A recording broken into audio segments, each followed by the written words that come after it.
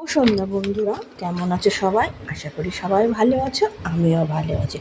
সন্ধ্যা হলে কিছু খাই ইচ্ছা করে, তাই আজ বানিয়ে নিলাম ঝাল ঝাল ডিম টোস্ট। দেখো আমি কীভাবে বানাই।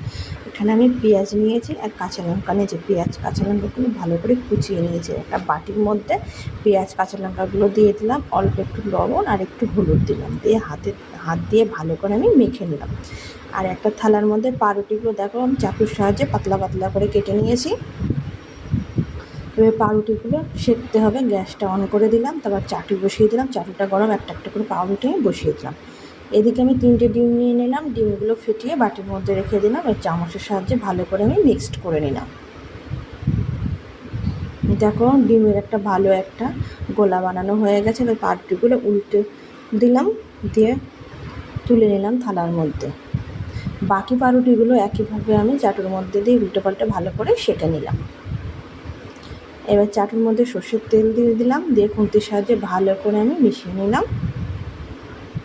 তার মধ্যে দেখো আমি ডিমের গোলা দিলাম, দিয়ে পাউরুটি বসিয়ে দিলাম, দিয়ে আবার উল্টে দিলাম, দিয়ে এখন ডিম টোস্ট বানানো হয়ে গেল। একইভাবে আমি সবগুলো বানিয়ে নিলাম। তৈরি হয়ে গেল আমার গরম গরম ডিম টোস্ট।